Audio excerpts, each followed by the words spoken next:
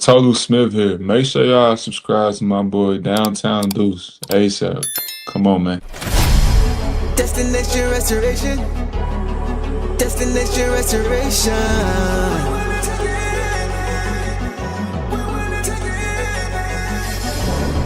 Destination restoration.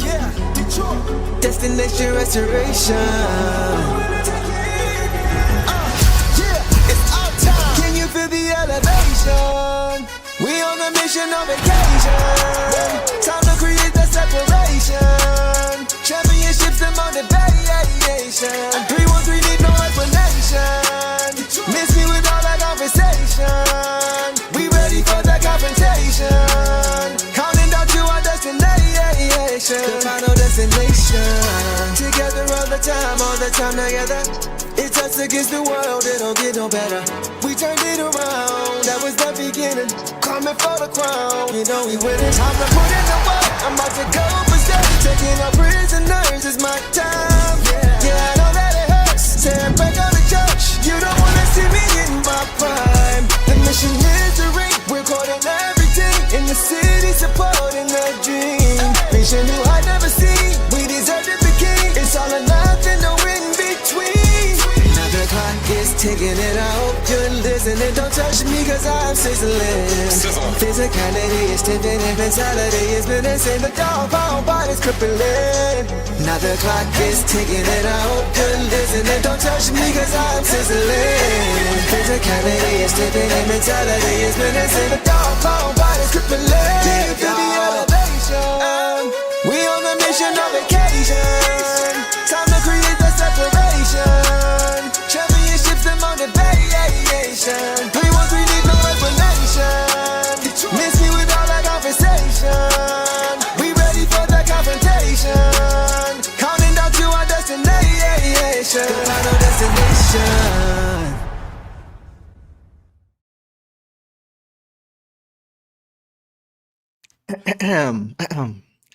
Detroit basketball. What up, though, everybody? Welcome back to another episode of the Downtown Deuce Show with the boss. Hope everybody is having a great Sunday afternoon. Boss, how we feeling? I feel great. That was a really fun game. Pretty equally matched teams, even just looking at the box score, but without the box score, you could tell. So it was just super fun. I'm glad we pulled out the win. I think it's our first win in Cleveland since 2020, they said. Sheesh. I think now Donovan Mitchell's record against us in his career is 22-3. So Wow. Are you serious? Yeah. I did not realize that. I'm glad we put a dent in that, even if it was small. Yeah. We really pulled together as a team today. Yeah.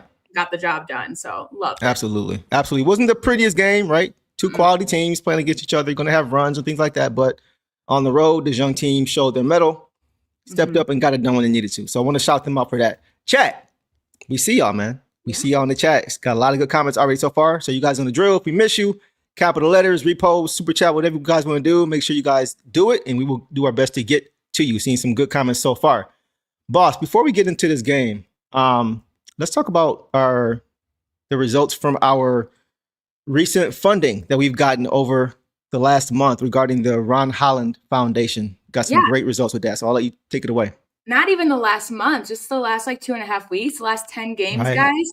As you guys know, we were doing the 50% of all super chats, and you guys really pulled through. We ended up raising $550.67 for them, which is Excellent, great. I love too that we got some fives in there for Ron's number 5. Hey, I like that. Yes, and shouting everybody out in here that contributed. If you have an asterisk next to your name, you contributed a couple times. If you are in the golden name, you contributed over $75, whether at once or total. And I'm just so appreciative. Like I had the best time reading these names, making this, because it just warmed my heart. And I'm just so excited to tell them. We haven't told them yet what we've raised, and we'll send it in. But I'm so impressed with you guys. Like that is amazing. Yeah, shout out to y'all, man. Shout out. It's funny that it's 550 and then 67. Like, yeah, on, I know. I was like, I need to donate like 1 more cent. Just to throw it off. Because I already know it's gonna be some comments about that. But anyway, shout out to all you guys, man. Like we said, we were gonna shout you guys out. But aside from that, just you guys are showing a lot about yourself with just what you guys care about. We all over Pistons basketball, but for you guys to show some off the court love to the things that actually mean the most. To a player and a team and a family. that shows love to the city and just to people in general. Says a lot about you guys, because we always say we support those that support others. And you guys do the same thing because you guys are supporting us by supporting them as well. So we appreciate that for sure. Truly. And no matter what you donated, big or little, like it all equaled that. And so that's just huge. And again, absolutely. I'm just very impressed with you guys. So yeah. So we may be doing some more of this in the future. We kind of gauge it and see other foundations and charities out there that some of the players are doing, or Stu is doing some things, and other guys as well. So we'll keep you guys posted on that. But once again, major shout out to all you guys, man, for the support you guys have continued to show for sure. We really appreciate it. Huge. Okay. So guys, the Pistons had an early matinee matchup today against the Cleveland Cavaliers on the road, and they avenged their previous loss to the Cavs with a 114-110 win. And with doing so, they snapped their 2-game losing streak and improved to 26-9 on the regular season, which is the East best, as you guys already know. As far as the injury report, boss, we had a few injuries today. Jalen Duren missed this one with a right ankle sprain. Tobias Harris was out with the left hip strain, and Karis LeVert was sidelined again with the right knee inflammation. So the Pistons had to try to rely on their depth in this one, and did they ever? Something that they've really grown accustomed to doing since really the beginning of the season, boss, right? Oh yeah. Yeah, I know when they had two bigs, I didn't realize that Allen was going to be out this game, but especially just a Cavs, not even just their bigs, just who they have. It's a little bit scary, but knowing what we've already gone through this season with their depth, I was just excited for these guys to get their minutes because all of them, contribute and all of them work hard. And maybe in the first we saw a little bit of miscommunications and stuff with still just, changing some lineups, not really having consistency, but they really just pulled it together. These guys. Absolutely. And you mentioned it too, boss, like Jarrett Allen didn't play in this game. And so I was initially, before I found that out, I was disappointed that we wouldn't get to see, Stu and JD, like we've been asking to see, all year. But with the Cavs also being down the big, both teams are kind of handicapped in the front court. Yeah. And just to illustrate how important JD is, though, to this team, the Pistons are 5-3, or 5-23, sorry, 5-23 without JD since 2023-24. So I thought that was something that was of importance, but they still got it done. Yeah. And one more thing before we get into it, boss, with JD being sidelined, we know the Pistons, the starting five tonight was Cade, Duncan, Ausar, Paul Reed, and Stu, right? They went with that second big. So that to me was interesting. This may be nothing, but this told me that with Jarrett Allen not even playing, that the Pistons may be committing to that two big lineup regardless. Yeah. Because they could have went with a guy like Javonte or Ron at the 4 with Jarrett Allen out, but they still went with two bigs. Yeah. So I thought that was interesting and maybe something to watch for going forward as far as them going with two bigs going forward. So we'll see. Maybe nothing, but I paid attention to that for sure. I agree. Because when I saw the starting lineups, again, I saw it didn't click for me that Allen wasn't playing. At first, I thought he wasn't starting, and then he wasn't playing. But I thought that was why they did it. But they had just as much as, warning as anyone else did about him being out. So, but it was cool to see and I know we brought Tolu Smith, but that just also shows the trust that JB has to make sure that like guys like Stu and Reed won't get into foul trouble, For sure. Yeah, good point. So guys, we are going to go ahead and dive into some initial thoughts. Real quick, JVH says, got to go big tomorrow for sure. Yep. For sure. So definitely, we will see how that plays out tomorrow. I think they will definitely do that. We are going to let Boss Guys get into our initial thoughts with what she saw in this game, and then I will piggyback off her. So Boss, what did you see initially in this game? Yeah, like I said, the first was just a little bit messy. We had like 9 turnovers in the first half, though. I think most in the first quarter. Yep, 6. But again, it was just a little bit of, I think, consistency. And we cleaned it up, but we were pretty equal with their turnovers as well. Just like us, they're pretty handsy. They can get in for steals. So a couple of the turnovers were, mistakes, and others were forced. But we cleaned it up, and that's all we can ask. And I just knew, I know someone mentioned it earlier too, but I've been watching the Cavs a little bit this season, and they are a fourth quarter team. So I was really happy that we got a lead earlier on, and that we, maintained it. They did their fourth quarter thing, and we were able to close them out, which was great. With the help of Stu was huge in that quarter, the defense. Absolutely.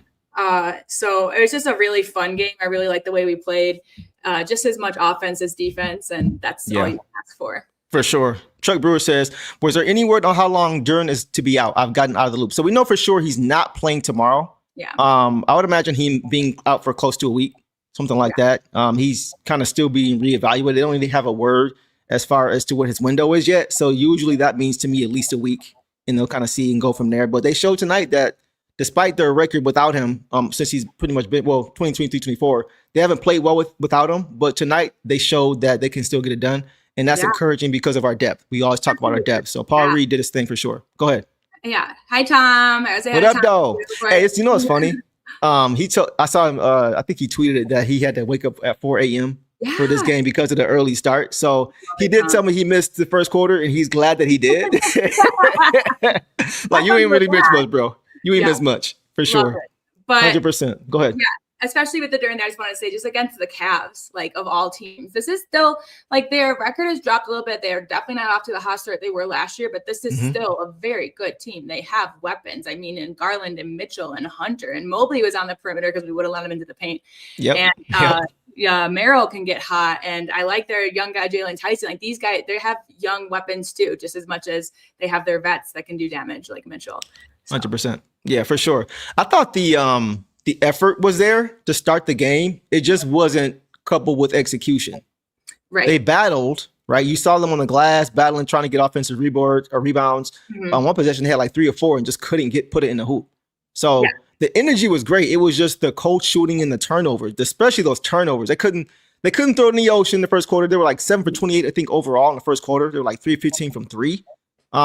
In the turnovers, you mentioned, I think they had 9 in the first half. They had 6 in the first quarter. And the Cavs had 0 in the first quarter. That's exactly the opposite of how you want to play. They want to turn you over and get points off turnovers and try to keep their turnovers low, right? So that was a bit concerning because that's not a recipe for the Pistons based on how they want to play if they want to try to win games. But they did turn it around. Yeah, they did. The Cavs ended up finishing with 1 more turnover than we did. And at 17, and we had 16. So again, we bounced back, and it's kind of been the trend with us. I feel like if we do get off to slow starts, at least we didn't get ourselves in a hole. I even told you, I think we were down by 9, and I was like, it could be much worse based on the turnovers that we were doing. So I think that, we've been really good at closing. That was another reason why I wasn't too concerned in the fourth. Like I was scared a little bit. They made you nervous. They got someone like Mitchell. When Merrill made that 3-2, I think a little bit too late for that, but that's what they can do. Yeah. But we've been able to close out games lately. This season, the thing that hasn't been something that we did, 2 years ago. So for sure. So we cleaned it up, and that's, again, like I said, that's all you can ask for. Even, and we'll get to the players too, but I think individual players really flipped their theme around. Made for some early mistakes. So this is interesting too. We're gonna get to the stats later, but 21 for 21 from the free throw line is great.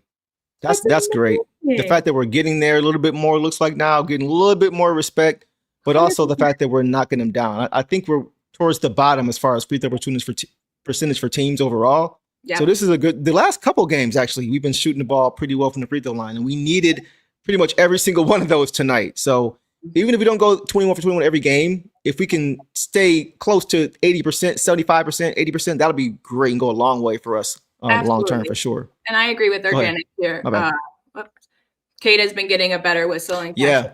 I agree. I think there were some plays today that he should have gotten one, like the one where he slammed the ground. I really hope he's okay. Yeah, he's going to feel that one a little bit. There's just some adrenaline with that. So I really hope he's okay going into tomorrow. I think he will be because it's kind of a quicker turnaround. But, yeah, there were – and then, Tyson was a great defender on him. But I guess if you're allowed to grab wrist, right. That was crazy. When he did, when he did get to the line – because he did get there tonight. He definitely, like you said, cashed out. I mean, 100. We were just talking about how we can't. It's hard when teams have 96% free throws, and today we had 100. So yeah, it's interesting too. Chuck Brewer says Cade was the only starter to shoot free throws, and he's right. Wow. 11 for 11 for Cade, which we'll get into later. But yeah, he was the only starter to get to the free throw line. Interesting stuff there. Most of our third quarter points were free throws too. I think we only had a couple field goals. Really? Mm-hmm. Wow. We didn't have a field goal for like a 5.5 minute stretch towards the end there. That's wild. I know. That's wild, man, for sure. So that's our initial thoughts, guys. We will go ahead and get into some box scores and see how this game broke down even further. Boss, I will kick it to you. We're going to start with Cade Cunningham first. Okay. Tonight, Cade had, guys, 27 points on 7 for 22 overall, so he didn't shoot it great. 2 of 5 from 3. 11 for 11, obviously, from the free throw line, which is great. Again, I think last game he was like 17 for 18 or something crazy. Yeah. 6 rebounds, 7 assists to only 1 turnover, which is great. Fantastic. Fantastic. 2 steals, 1 block in 37 minutes, boss. What are your thoughts on Deuce tonight? I just love that, his defense was also apparent on the stat sheet with the 2 steals and the 1 block. The 7 for 22, I would take about 4 of those away because they were the ones that were right at the rim and he was just getting hounded. But again, when sometimes, refs can't see it or it's just, those guys are good at it. I'm not going to say that all of them were fouls, but a couple of them for sure.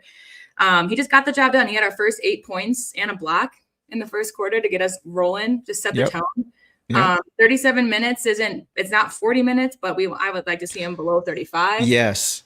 But again, that was also because of their fourth quarter comeback, which we knew Mitchell would do. Well, I knew Mitchell would do. Yeah. So I think that's why he was in there towards the end. Just great stuff from Cade. I don't have many notes on him because he just played really well. I think he had great decision making. Again, for him to only have 1 turnover in a very turnover heavy game is just beautiful. And he got his shots. He found the right people. I think he found Ivy very well. He found Jenkins very well. So really happy with what Cade did today. I am too, man. You mentioned it already, but he was really the only player early that had the offense going, had any offense going. Like it was cold shooting for the entire team really in the first quarter. But you mentioned the 8 points.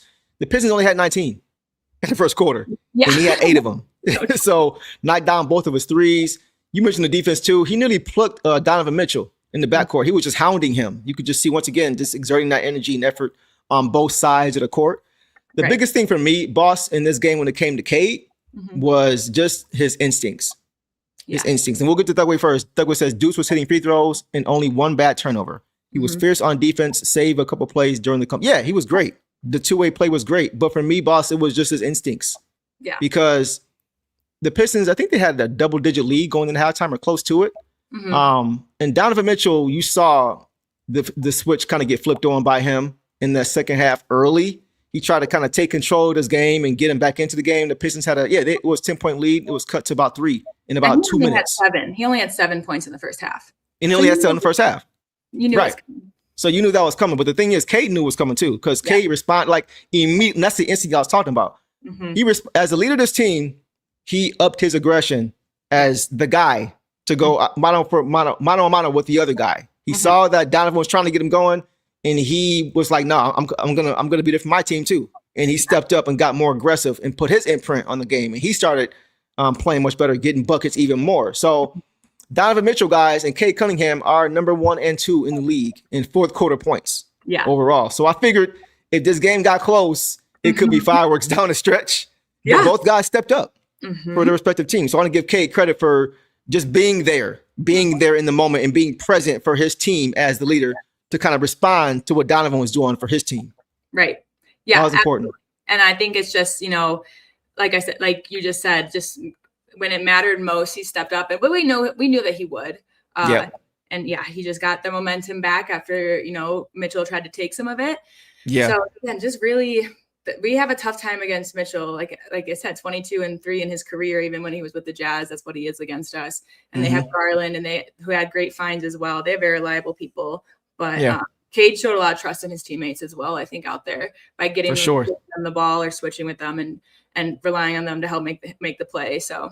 Yeah. And like you think about, one thing that a lot of fans have kind of been worried about with Cade was his turnovers, right? But this season has been really, for a few games here and there, it's been a really different story. He's taking good care of the basketball. We mentioned the Pistons had a ton of turnovers early. Cade had 1 for the game. Yeah. So it wasn't Cade. Right. He wasn't the problem as far as turning the ball over, which I thought was important. So I just want to point that out too. He has been really taking care of the basketball much better this year as opposed to last year. So I want to give him credit for that. Yeah, just like it was a team effort on the positives, it was, again, a game where almost everybody recorded a turnover. The only one who didn't tonight was Ivy. He did handle the ball quite a bit, so proud of him there. But just another thing. I don't not that I want one guy to do turnovers, but let's just not get that high and spread it out. Yeah. How many do we have total? By the way, let me see. We had 16 total. It's not terrible. It's not great, but it's okay. It's decent. It was on trend to be worse.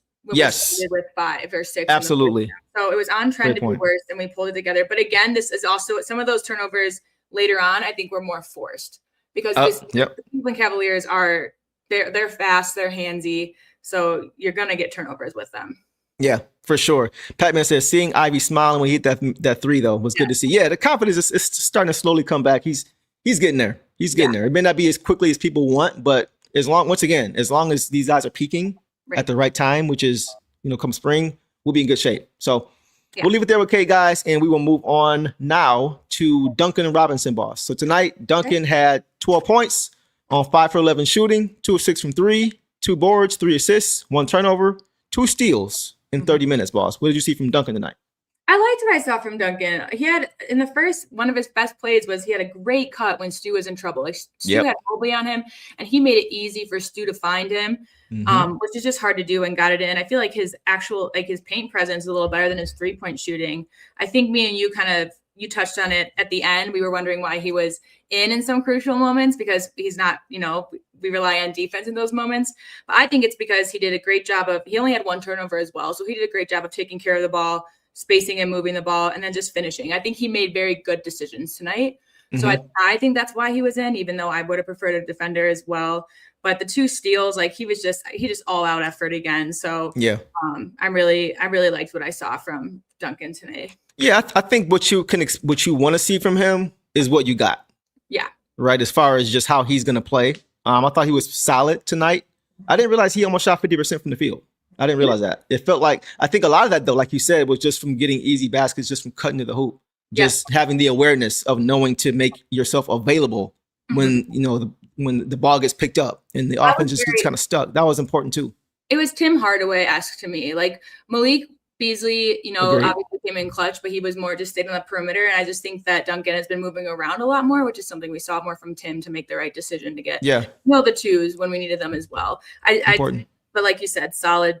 And he didn't do anything to harm us. He helped us in a lot of ways. Yeah, that's one area he really has improved, man. He wasn't known for being much of a mover for a lot of his career. He was just known to be a guy who's a spot-up shooter. So he has continued to grow his game, and we needed that tonight as far as just the off-ball movement, just to kind of create that and give guys space and things like that to get easy buckets. So I thought that was important. Thought he was solid tonight. Yeah.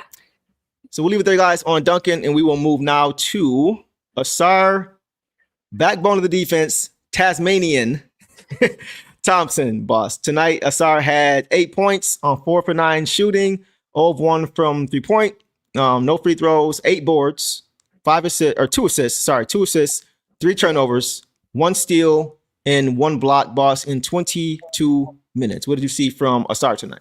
Well, he was hitting the boards hard. He had 5 in the first quarter. I love that. His 3 turnovers came pretty back-to-back in the paint, which is something we discussed before. I don't know what it is, but when he gets into the paint, I don't know if it's just hesitation or not knowing what to do, but he tends to turn the ball over there. But after that, he didn't turn the ball over, and he became a much better presence. He had a great cut to the basket in the second. It just made me, again, we've talked about it, looked a little bit better off ball. Like when they can find him, I'm a little more confident in what he's doing. And then the fourth quarter was just huge for him. He had that great find to Stu in the paint. Like his assists were beautiful. Like I think that's the offense that we want to see, like that JB talks about in play creation, is assists like that. But yeah, great find to Stu in the paint, great find to Javonte Green in the corner who hit massive threes. And then obviously that huge big tip in to be there, and also just know to tip it in and not grab it and pull it down, just to try to get it in there. And they did. And it fired him up as well, which is exciting for me because I want his revenge game against staying in front of Brunson tomorrow, So I think it was just huge for his confidence. So he's definitely the player that started off a little bit for me, but then made up for it quickly.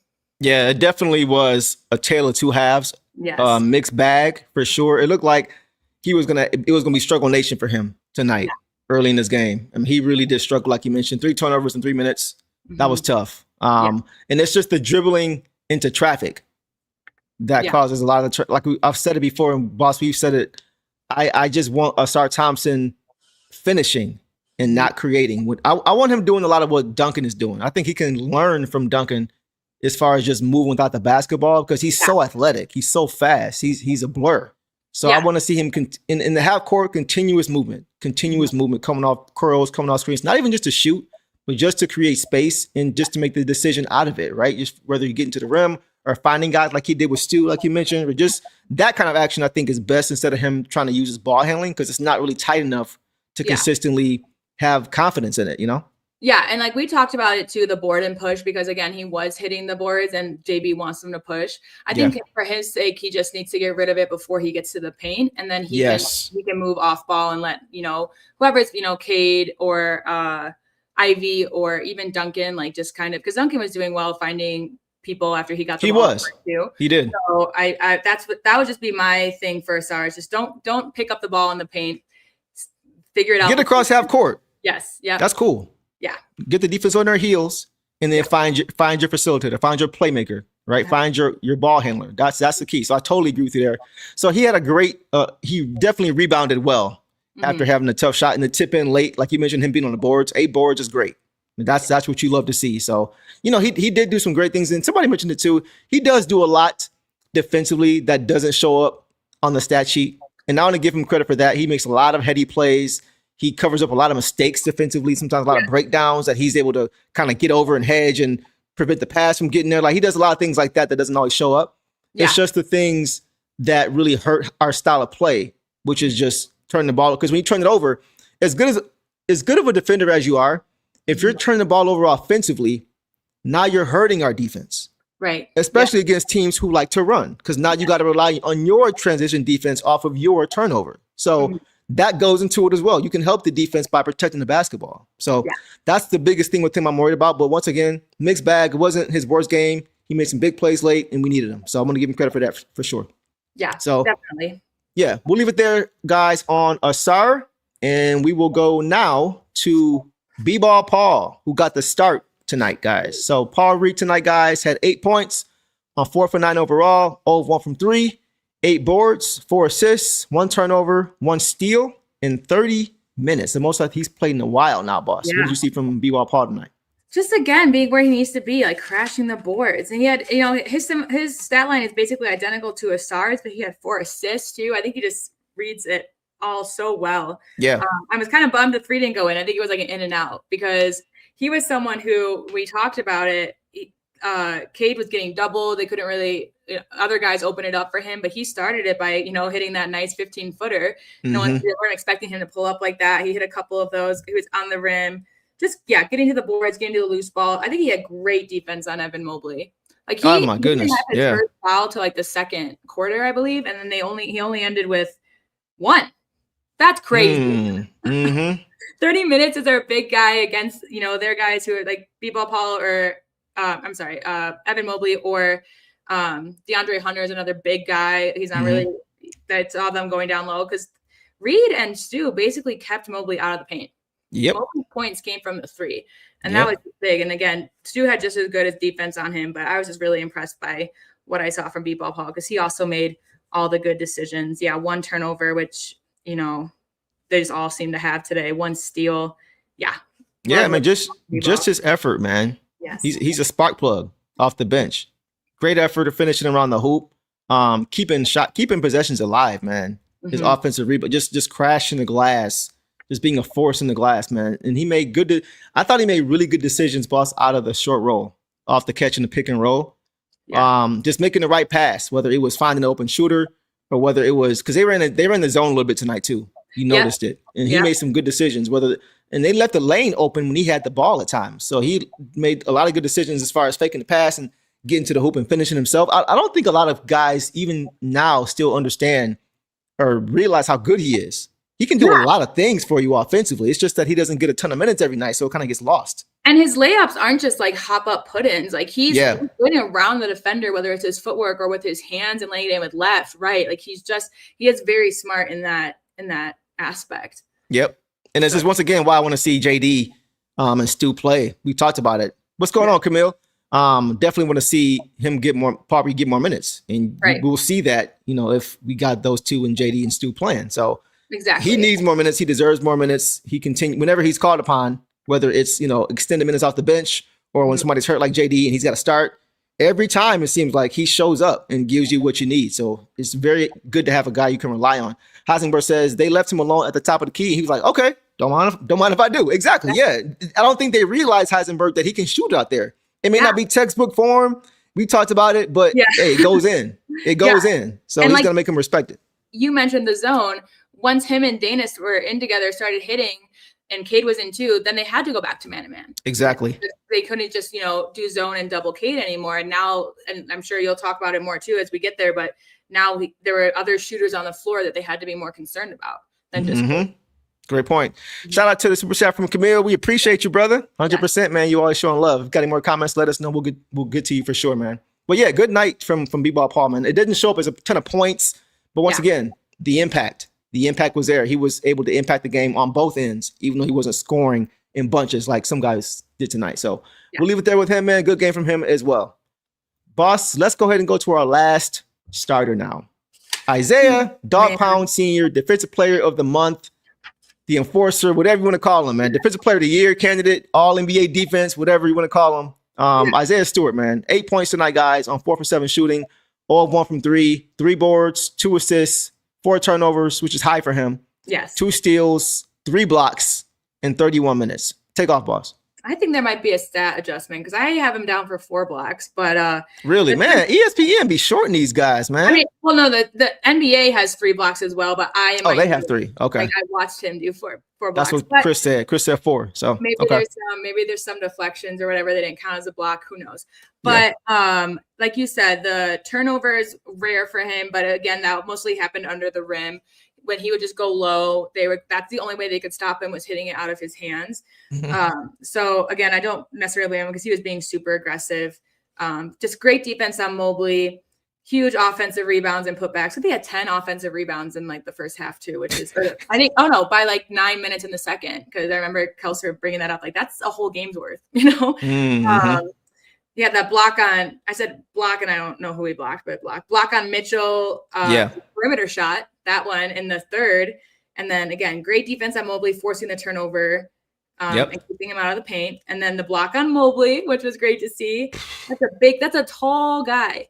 And then tall and like lanky, and then the huge block on Mitchell that led to the game on the line. It led to the tip in by Ausar. Like, big plays, and he never slowed down. And again, just like I saw last game, like he was high-fiving guys. He was like, Ron made a foul, and he was just pumping him up like, you're good. I felt like he was very vocal out there tonight. Didn't get into any trouble necessarily with anyone. So I just loved what I saw from Stu. Again, was the last game the 5 block game? I think so. And this is the 4 block game. I'm going to give him 4 like other people have because we all saw it with our eyes. Yeah. And he's averaging 2.2. Like he could be averaging 3 this month. It's insane.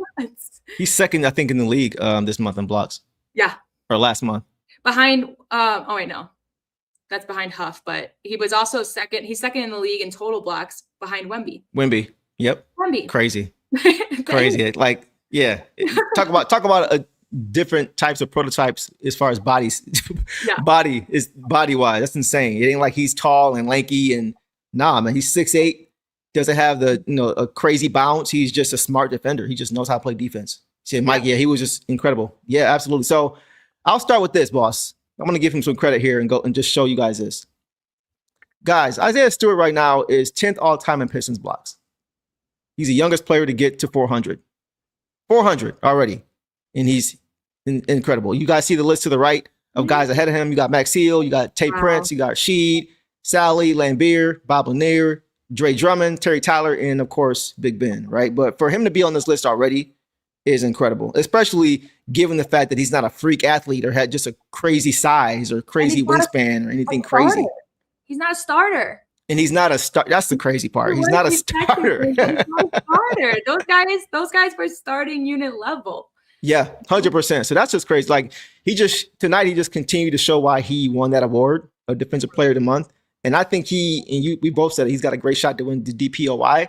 And it seems like every time he goes up against Evan Mobley, he wins that matchup more times than not. I don't know what it is, boss, but he just seems to outplay him whenever they, are playing each other. And that's the man who won DPOI last year. That's who won DPOI last year. For me, though, like the play that I always think about with Stu is with Mobley is an offensive play. When he went behind his back last year, with the left-handed finish, put Mobley on skates. You saw a shorter going like this, like he was on skates. My favorite. But tonight it was the defense. He had Evan Mobley in jail. Every time Mobley would try to drive to the basket from the top, or Stu would just cut off the driving lane. His ability to move his feet at his size, because he's a big guy, he's a wide guy. but he still has great feet. Right. He's got great feet. So he kept cutting off the driving lanes. He was doing everything. He was pushing Mobley off a spot, making him pick up his dribble. He wasn't biting on pump fakes. Nope. He just did everything. He shut him down. I think he guards him better than anybody I've seen in the league this year, or just period. Yeah. I mean, like you said, his footwork is just something that was just noticeable too, and how quick he is. Some of the putbacks, he's just fast. And you just don't expect a guy of that size to be that fast. And I was looking forward to Duren on Mobley today. Just because that's always a fun matchup. And I feel like Duren has improved a lot more where in the past year, where I think Mobley has stayed steady. I don't know what his goals are, but I think Duren would be better this year on him than next. But we'll see the Cavs again. So, but even that block, even that foul that Mitchell got, that was a 2-point. That was barely. Where was the foul? I didn't even see a foul there. Elbow as he was going up. Stu got in his space enough to, but that was it. But we'll take that. Like, even I'm glad it wasn't a 3, because I had just texted you, do not foul the 3-point shot. Yeah, you did. It's still there. But like, it was barely that. And again, for a guy that big to be able to stop himself and stop his forward momentum like that. Yep. It's just great. So that was like, that could have been a no call, but I see why they called it. But again, just super impressed by his just his athleticism and what he was bringing. Just again, no stopping. How many minutes did he play today? That's a good question. He played 31. Crazy. Nonstop energy the entire time. Like, did not stop back at all. I mean, even Johnny Kane said, I think they got 2 layups in a row at the start of the fourth, and it's because they got back. And Johnny Kane was like, Stu's not going to like that, because that's Stu's area. So he's not going to like that they got easy layups while he wasn't there or no one to stop. Yeah, back-to-back layups, right? And they gave it up to him? Yeah, that was crazy. Chris says, beef stew in my Optimus Prime voice. I love it. Yeah, he was incredible, man. You guys have talked about it. I was going to ask you guys if you saw it. I'm sure you guys did. But that defense he played on Donovan Mitchell, man, down the stretch on that play. Check it out.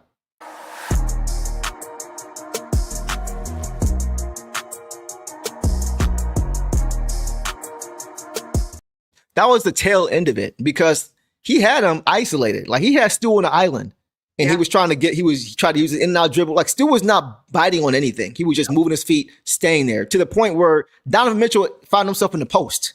Yeah. He couldn't do anything. Do anything. And that's how he ended up at the tail end of that play, trying to post and trying to make something happen. And Stu said, nope. And that's like great defense without fouling. I genuinely think, like, I mean, Mitchell is, you can miss free throws at any time, but towards the end of the game, Mitchell was tired. Because you forced him to move. You forced him off his spots. He had to find other spots. He had to run off ball. Like, he had to do things that I think, we stayed consistent. We never let him go. Like, we never let off of him. Heisenberg says that was a play of the game because Mitchell was cooking us up to that point. I agree. He shut his water off. 100%, man. And then I agree too, because in my mind kind of clicked for me, like, okay, so they know now that they can stop him. Right. So now they're in the words of Rocky IV, you see, you heard him. He's not a machine. All right, guys, let's go to the bench and check out how some of these reserves did in this game tonight. Let's start with Jaden Ivey, boss. Okay. Tonight, Jaden had, guys, 7 points on 3 for 9 shooting overall, 1 for 6 from 3. Couldn't get that 3-ball rolling. 2 boards and 2 blocks in 19 minutes, boss. Take off on J.I. All right, I'm going to get my J.I. stuff, and then I got to go. I have my window open, and there's some kids playing outside, so I'm going to go. Oh, shoot. All right, do your thing. Not about it, but Ivy. So this was another guy that kind of compared to, like I said about Ausar, started off pretty slow. He had like 2 air balls, and then he hit his third, big smile, and I think he just made up for it in other ways. He had 2 blocks, and both of them were from behind, and that I appreciated from him. That effort was there. And we've talked about this, like, if the shots aren't falling, as long as your effort is there, it's beautiful. And the one block that he had, it led to the loose ball turnover that Ron Holland dove for, up in an Ivy basket. So just like that, he got to reap the rewards of that was huge. 1 for 6 from 3-point, not his best shooting night, but they kept giving it to him because they trust him. None of those were really he found himself. They were just passes, and it just couldn't go in for a couple guys tonight. Some of their shots were just a little off, but like I said, made up for it in other ways, crucial plays to help. I mean, we saw how close they got. So these defensive plays were big in the long run, big in the moment, big in the long run. So yeah, for me, especially because Ivey had 2 great games. Now he's had 2 kind of off offensive games, but the defense there totally made up for it. And I actually really like JB's lineups tonight and who he had out there in the minutes that he had. So I don't mind his stat line in the 19 minutes with the defense as well. Yeah. I thought he was going to play a little bit more because of how much he played early, but I was okay with it. Like you mentioned, he couldn't make a shot early. Like I think his first shot was an air mill, and he doesn't do that often at all, right? So he couldn't get it going offensively. But like you mentioned, he didn't drop his head. Same with Ausar. Like even though Ausar had his turnovers early, he didn't drop his head. Same thing with J.I. He didn't drop his head just because his offense wasn't there. Right. He still had the defense he gave the defense. You mentioned the block shots and just not allowing dribble penetration. Like he is built similar to a guy like Donovan Mitchell. Right. Really big, really strong, really fast, 6'4". So he has the ability to stay in front of a guy like him. I thought he did a pretty good job of just making him take tough shots. And when you can do that, you can get out in transition, and you can also prevent having to rotate because help has to come over. Just being able to stay in front. And so he wasn't great tonight, but I thought he did enough for sure on the defensive side because he couldn't get his shot really rolling offensively. Yeah, and again, the block on one of his blocks was on Mitchell. But then, like we just talked about, Mitchell was exhausted because he couldn't really get away. Someone mentioned it earlier. They thought that Mitchell would go for Duncan, but the way we were switching tonight was really nice. It was. They just couldn't get away. Like you don't want Stu on you. You don't want Cade on you. You don't want Ivy on you. Like they just all made him work, and that's what we asked for. That's what you asked for. Yep. We'll be right back if you want. Go close your window.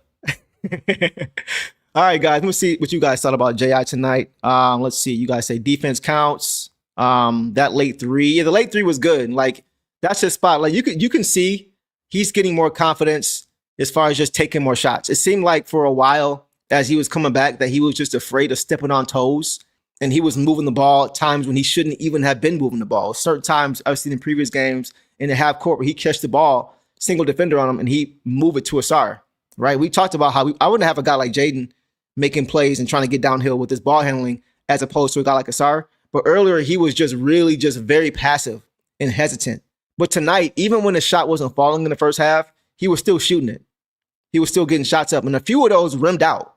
So I like that he's just becoming more aggressive, and he's not scared to kind of step on toes a little bit because we're going to need him to be aggressive if we're going to get to the place we're trying to get to. So I like that I saw that from him as well, and that we can guarantee that he's not going to shoot 1 for 6 for the rest of the year from 3 because he's shooting 39% overall on the season. So 6 is a lot, like 6 threes. That's his most, I think, attempted this. Like he hasn't been getting up shots a lot either. So 3 from 9 because the last games, he was like 2 for 5 or 1 from 4. Like 3 from 9 isn't awful, but it does show me that he is.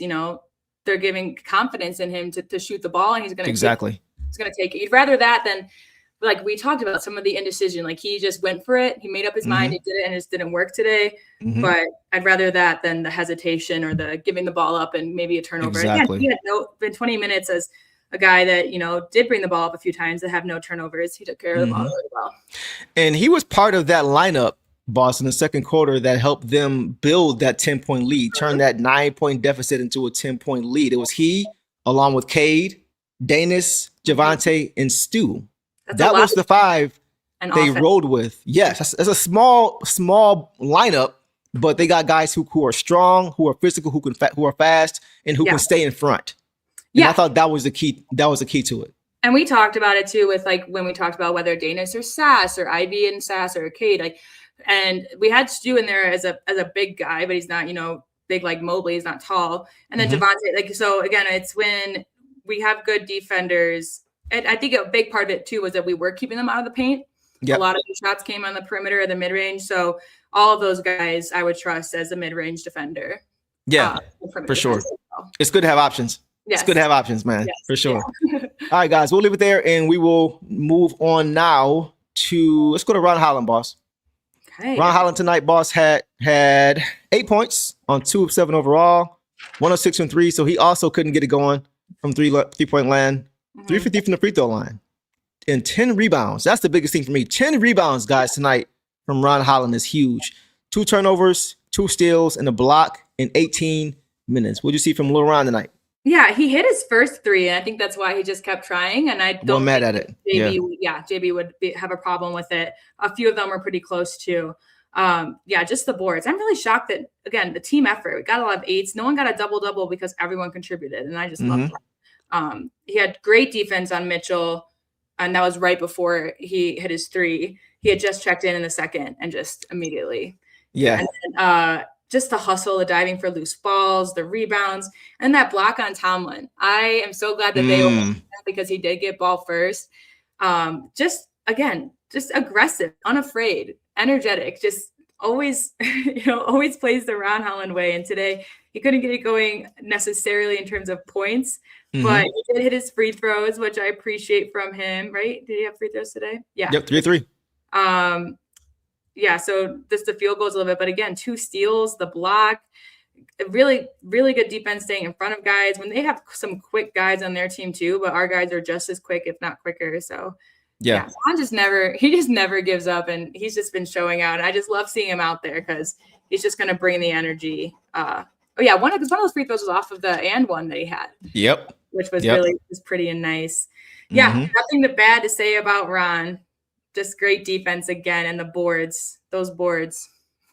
Yeah, man, incredible. He's a smaller guy out there. Like he's not short or anything, but just like a little smaller, little lankier, not as muscular as he's not as thick as those guys. Yeah, DeAndre Hunter, and you'll see a difference. Right. He was able to get.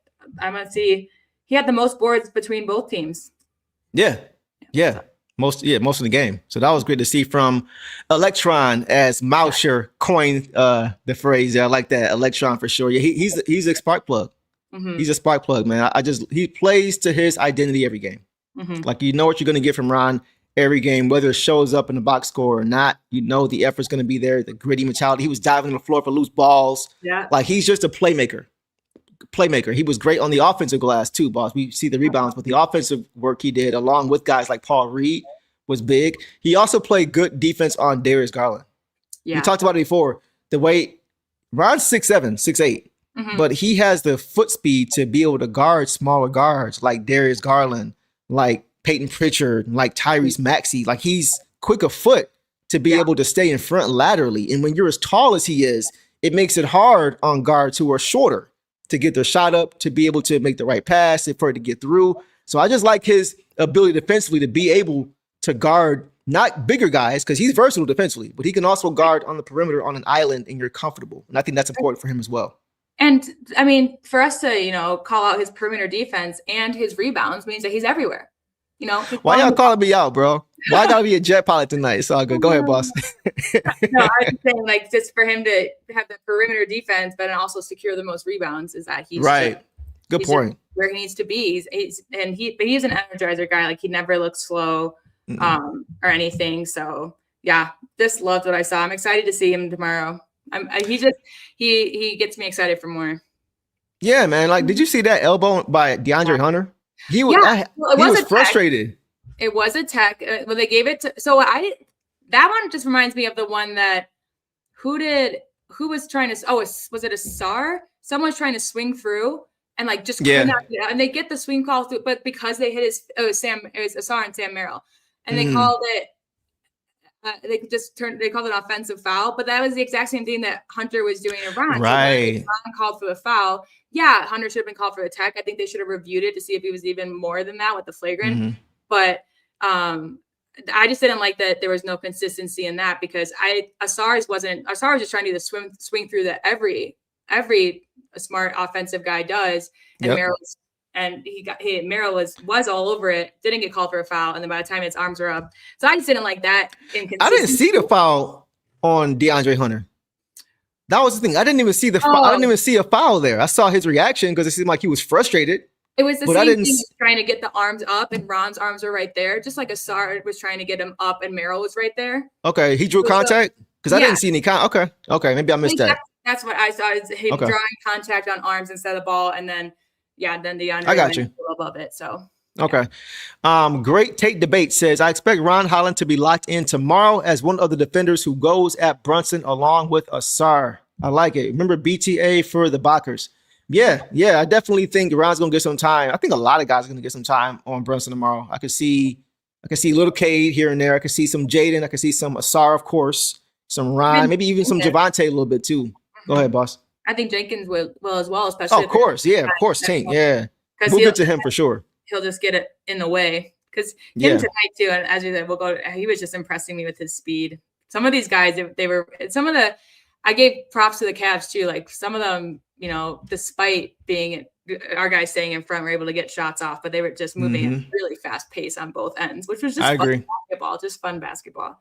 I agree. Masha says, I feel like Holland is better suited to cover Brunson than Ausar. He's going to get some shots. He's going to get some opportunities tomorrow. He's been really good on a lot of different guys this year. He was guarding Luka well, right? Who's one of the toughest one-on-one players to guard without fouling a lot of times. So I definitely think he'll get his shot along with a bunch of other guys guarding Jalen Brunson for sure. Devin Franklin, what's going on, Devin? Devin says, who needs other shooters when you have Jenkins? Yes. So since we're on the topic, boss, let's go ahead and transition now to Daniss Tank Jenkins, guys. Tonight, guys, Daniss Jenkins had a coming out party again in his opportunity. 25 points, guys, which second behind Cade in points. 25 points, 7 for 10 overall, 6 for 7 from 3, 5 for 5 from the free throw line, 1 rebound, 5 assists to 2 turnovers is solid in 25 minutes, boss. 25 minutes. 25 minutes. Take off. 21 of those points came in the second quarter. The other ones were the free throws, the clutch free throws at the end of the game. So he just delivered. And that just also shows the minutes that he was out there, he just had some incredible looks, some incredible assists, the defense. Even though he wasn't getting shots up like he was in the first half, he still was making such an impact in other ways. Yep. In my notes, I was like, my notes are just like, hit his first shot, a 3. And then it's like 5 for 5 from 3. Hit his second shot, a 3. Hit his third shot, a 3. Hit his fourth shot, a 3. Relevant now because he was hitting them all. And like the 1 3 that he missed was the one that they were like, oh, he was like, shoot it so that we can get before the half ends so that we can get a 2 for 1. Yeah, exactly. The IQ piece. Miss, which honestly probably would have gone in. I think that was in the third quarter because the second half was when he hit that buzzer beater. End of the first half, right? Yeah, end of the first half. Sorry, was the buzzer beater. So the third quarter must have been when we were trying to get the 2 for 1. Yep. Yeah. I think it was end of the third. Yeah, if I remember correctly. Yeah, go ahead. I'm so happy for him, and this is what made me happy about JB too. Is like he put in Sass. Sass didn't get hot right away, which is okay. Jenkins did, and so JB was like, well, let's just not force anything. Let's just ride the wave, and so. That's how JB I think that's why Sass got less minutes today, just because Jenkins was doing better. Just like in the past game, Sass has been doing better. I still wouldn't have minded if Sass came in with at any point, but Jenkins was just holding it down. Which we needed. I think it was more of his defense that we needed tonight as well. Just so happy for him, man. 5 assists too, and he has 2 turnovers, which is rare for him. But again, this is just the team that they were facing. Yep. The clutch free throws. Because he's a 77% free throw shooter. So by that logic, 1 or 2 of those free throws, one of them wouldn't have gone in. Yep. And he hit them both in a very, very high pressure. We saw Ron in high pressure against the Bucks last year miss. We saw Paul Reed miss. Even Cade had one this year, right? Earlier this year where he wanted to have back. Donovan Mitchell missed a clutch one for the right Cavs. Tonight. Yeah. And so I'm just so proud of him. And like even Kelser said, he was just astonished by the maturity of him and he mentioned that in talking about how he hadn't gotten a shot up in the second yet, but he was just showing maturity and making the right plays for his team. And not because we just talked about this the other day when we played the Hornets and LaMelo Ball. That's like Jenkins showed more maturity than someone like Ball would show in that moment based on what he's done and trying to take over the games. Yeah, he did. I'm guessing he got the belt. The only thing he has to. If he didn't, it'd be like Stu's big defensive plays or Javonte Green's big threes. Sass gets the belt, but Jenkins gets the belt. Yeah, he gets the belt, man. Boss, it's Sunday. It's the Lord's day. Yeah. For the nasty dog. Hallelujah. Yeah. Praise the Lord. I want to show you guys this quick clip of Daniss Jenkins, man. He really was doing some incredible things in the first half.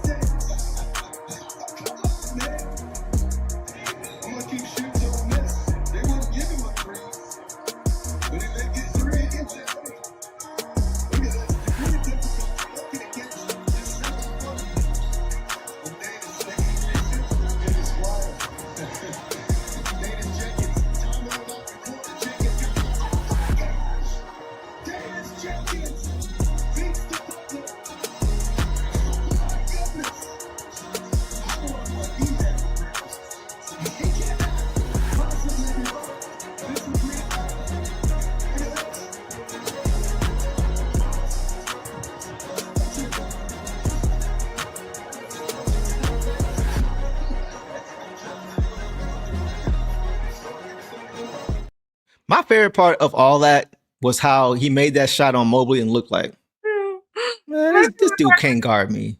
Get this dude off of me. Sass gave him that look after the three, like looking like, what are you doing? The bench What you doing, bro? I need Ron's and then Duncan's and then Stewart. Yeah. And I'm like, but that shot was incredible, guys. The shot he made on Mobley, off the right foot. Because for my hoopers, you guys know you shoot off of you take off of the opposite leg when you shoot it. So if you're right-handed, you're gonna take off with your left leg. That was a right hand finish. Over a guy like Evan Mobley, who's DPOY. Mm-hmm. Like that's tough. That's insane, man. Like that's stuff you don't see every day. That was an incredible shot. But guys, he couldn't be stopped tonight, man. He gets the belt for sure. It's no question. We had some great performances individually, but his impact on this game, along with the box score, boss, was to me far and away the best. He's the reason we got back into this game. Oh yeah. Period. He single-handedly changed the whole flow of this game. When you think about it, the Pistons, what were the two problems in the first half? They couldn't shoot, and they kept turning over. Yeah. Daniss Jenkins came in and knocked down threes and took care of the basketball and got them organized. Mm-hmm. So, and I think in the first half, he helped Ausar more than anybody because Ausar was struggling. But when Daniss came in, guys, he helped him get the ball to finish. Mm-hmm. He wasn't giving him the ball in the half court and letting him. He said, "No, I'm going to create space. I'm going to create breakdowns, and I'll find you. Don't worry about it. I'm going to put you in position to do what you do best." Yep. That's what a point guard does. That's exactly what he did tonight. So that was what was very encouraging for me. Coach Hart says, "Stay ready so you don't have to get ready." What's going on, my dog? Hey, we were texting during the game. And one thing he said to me was, he said it before, but he said it again. Like, one thing y'all can expect from Tink is to always be ready when it comes to the game. Yeah. Right. And that's exactly what he's saying here. So it's like, just the work, man.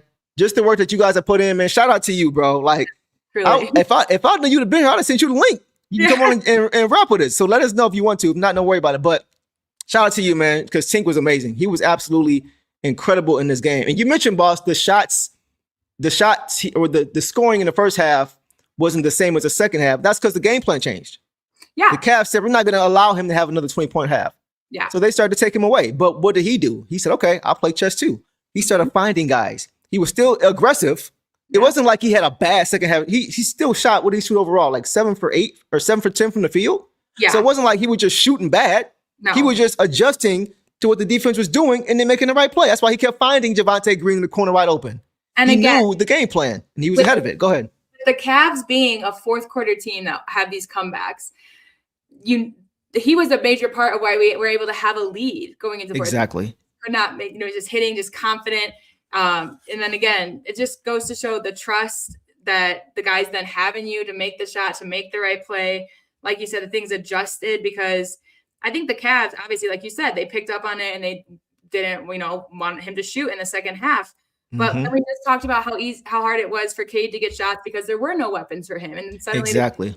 And so, yeah, he really just showed up and showed out. And I know I've been waiting for it because he has been playing like 3-4 minutes. Yeah, man. Really had the opportunities to get hot, and he immediately came in and Coach said he was ready to go. Ready to go. Stayed that way. I mean, it even just blows my mind because this is like the third game he's had this season where he's just been 100% reliable with shooting. Like after not playing for a while, you do not expect him to miss it. Like it's almost weirder that he misses, and so it blows my mind. And again, it helps us keep other teams on their toes. Exactly. Because if Sass was hitting, maybe Daniss wouldn't be in tonight, but then Daniss would be in tomorrow doing with the Knicks, and it'll be vice versa. Like it keeps us on our toes, it keeps other teams on their toes. Like. But even their scouting reports where it's like, well, this guy hasn't played that many minutes in a while, so he won't play tonight, right? Yeah, no, that's a great point. Some of these comments, y'all get it, man. Clifton says he spaced the floor and brought it to. Yes, exactly. That was the whole point. Heisenberg says he wasn't just scoring; he was playmaking. Mecklenburg says Tink created a new gravity and got those guys by. Yes, that's the thing. He adjusted to their adjustment. And that's what point guards do. It's funny. James said, "I'll take my contract now. Thank you." Right, pretty much, bro. Like, yeah, at this point, man, like, because it wasn't just offensively though, too, boss. We talk about how Ausar makes a lot of plays defensively that don't show up. Daniss was great on the defensive side of the basketball, man. He was rotating well. He had great individual defense, active with his hands, creating steal. He made life tough for Darius Garland as well. Like Darius Garland was not, they kind of built similar to both quick, speedy guards, and Daniss was staying in front. He wasn't letting them get by him in penetration. He just played really good defense all around. So once again, boss, this two-way play was put on display again. Go ahead. Well, they had Porter Jr. on their team. I don't know his first name, because there's so many Porter Jr. Yeah, I know. Right. But Porter Jr., I just know that he's fast and he's quick, and he was grabbing boards like crazy, and he was pushing it like crazy. And it was a perfect task for Jenkins to guard him, because Jenkins is just as quick and is just as nifty and stuff. So that's why he got 6 boards, but only 2 points. And because Jenkins was there to stop it. You didn't see anyone get by him. And I was just super impressed with, again, 2 turnovers, but the amount of times that he did dribble into the paint or dribble out. And we talked, like, the ball handling was just so good. And again, that's what helped clean up the turnovers, because he could keep it for the whole possession and give it up at the last end, and no one would touch it, or he'd give it up right away, or the offense through him. Yeah, he was just everywhere, and it was a really nice game. And I'm just happy for him, because you obviously know how much it means to him, and he just wants to be out there and ball. So to have that again after a streak of really good games in the beginning of the season, and we're figuring it out again, he earns his minutes. I mean, and 25 points in 25 minutes, that's a point a minute game too. Nice. Incredible. I like this here too. He also relieved Cade from having the ball handling burden down the stretch. We talked about this, boss. Somebody asked last show if they thought Cade could get to like 40% from 3-point range. And I said, if he keeps working on it, yes, but even more so if he gets quality shots. Yeah. If they're all off of his own creation, top of the key, trying to break his guy down, probably not. But if he has another ball handler on the court with him who can help him get shots and can take 10 eyes defensively off of him every play down the court, and he's this catch and shoot guy, yeah, he can do that. His first shot he ever made in the NBA in Summer League was an off-ball 3 from the corner. Yeah. From you guys who remember, right? So I think DJ can help with that. And just the attention that he draws can really help. I don't think, guys, Daniss Jenkins should have any more DMPs the rest of the year. No more DMPs the rest of the year, because he's clearly the best option at point guard when Cade sits down. Far and away. Cade tonight, too. And along with him. Right. Yep. So he's a dual threat. He can play either guard spot. And I said it before that he reminds me, I could see him being the Dennis Schroeder this year for this team. The same way that what Schroeder did last year. You see Jenkins doing a lot of those same things now. Yeah. In big moments. Right. So, and I think he's a little bit more steady with the basketball in his hand. I trust the ball in his hands a little bit more. So I think he's the guy that can replace Dennis Schroeder in that role. We saw how quickly we got Schroeder when Jaden went down. We saw how quickly Trajan Langdon realized we had to get Cade more ball creation and more help on the court. We got him like that. If it wasn't for Jaden going down, we probably wouldn't even have Schroeder last year. So if he was that important, and you got a guy now in Dennis who can do a lot of those same things, maybe even some of those things a little bit better, why is he getting DMPs? Yeah. So in my opinion, he don't need no more DMPs for the rest of the year because of what he can do for you as a point guard and as an off guard for you. That's just my take, but I think that should be the case for sure. Yeah, and I mean, he definitely picked up his minutes because we have some injuries as well tonight. But he just brings what we expect. Like he consistently brings what we also see from Tobias and LeVert, which is defense or offensive production, and he does both for us when he's called upon. And so that I just really, and I think that we talked about like half court production the other day. And I said, I think that's what we missed from Tobias a little bit. Cause like even JB calls him the safety net. Like he's just really good at half court offense, but Daniss can run a play at half court too. He doesn't, he gets out in transition very well, but he can run a play. And one of his turnovers was just because he whips the ball so fast. I just think it went right through the ball's hands. It was really fast but that's one of my favorite things about him is the way he passes just with authority and with like, there's no way you're going to get in my passing lane because I'm going to come off. 100%, man. Yeah, he just makes the game easier. Yeah. Like he understands his personnel. That's the thing too. That's as a point guard, you need to understand who you're on the court with. You need to understand their strengths or weaknesses. You got to watch a lot of film to be able to understand these guys. It's not just standard as a point guard with whoever you're playing. Okay, I'm going to do this. No, you got to know your personnel. What are the strengths and weaknesses? And he seems to understand that because of how he's playing with certain guys on the court. We mentioned Ausar. He's finding him on cuts and things like that. He's getting Cade off. So like that's important, man. And guys, who did the Pistons go to down the stretch? You mentioned it, boss. Who do they go to down the stretch to ice his game? The fact that they had Cade inbounding the ball to Daniss Jenkins multiple times shows you the trust they have in this guy down the stretch. Multiple times, both times when they fouled, they were looking for DJ. Both of those times, he goes to the line and calmly knocks him down 4 for 4 to ice again. And that's what you mentioned. 77% on the year.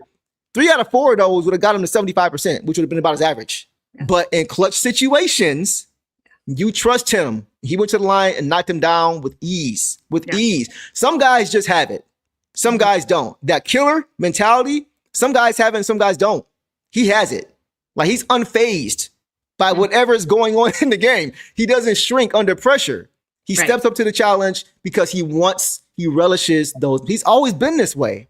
So that's why I'm like, bro, just give him an opportunity. Give him 20 minutes a game, 15, 20 minutes a game at least to let him go, to let him get into a rhythm. Yep. So tonight he showed why he was a nasty dog that he is, bro. He played an incredible game tonight for sure. He came in for, because I want to say it was Sass that came in first, and I think he came in for Sass. Yep. And honestly, I feel like Coach kind of, I won't say went off script, but it felt like after Sass's first game when he played really, really well, Coach is just kind of going to ride him and just kind of see what he could get from him. But I think early Coach saw that we needed a table setter in this game. We know Sass is a bucket getter. He's a bucket getter. But sometimes you need somebody to just come in and just settle the game, especially when you have a high turnover count. Well, that's what I think. You can have games like that. Too, just who we were competing against. Like, I wouldn't be surprised if Sass does get it. I mean, hopefully Jenkins gets the same amount of minutes tomorrow, because it would be very beneficial. Something we didn't have in the playoffs against the Knicks last year. But I wouldn't be surprised if Sass gets a little bit more minutes. But I think, JB was just experimenting a little bit with what we can do, because this was a very equally matched game. I mean, like, we almost shot the same percent. We had the almost same amount of turnovers, almost same amount of personal fouls. Like, just a very, very equal game. Yep. And I'm just glad that, JB, it's kind of just like with Sass the other day. Like, we don't know if he was meant to play, how long as he played, but he got going fast. So they kept him in. So I think that's just what they needed with Jenkins, is just some kind of spark too.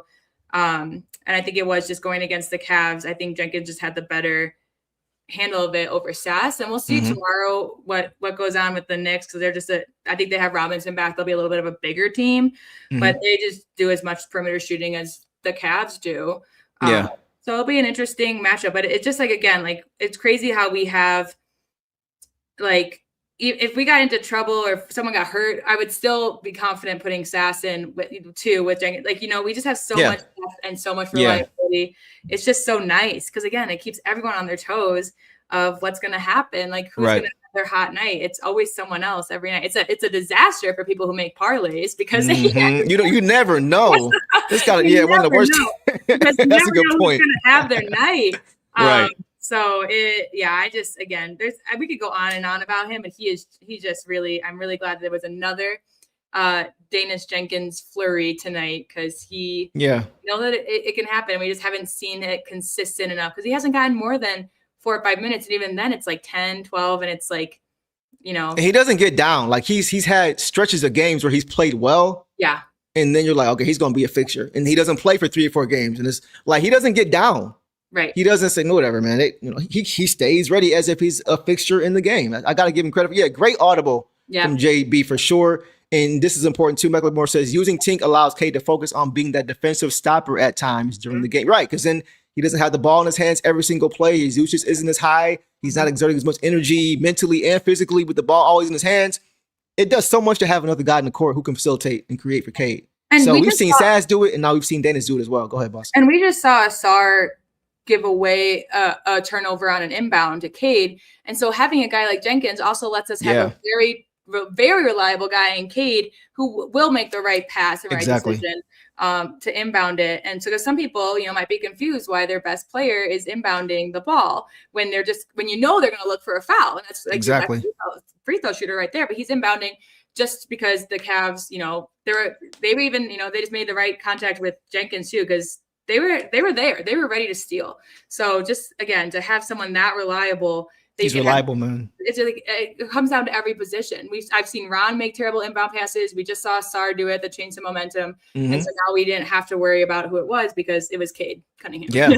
Yeah. I love it, man. I love what we saw from him tonight. And just the domino effect of having that other playmaker on the court. Like I said, we saw with Sass in a different way, with Cade out there, getting him off ball and things like that. But just having that secondary point guard who can also play off guard and strap up defensively the way that Daniss did tonight, man, was great.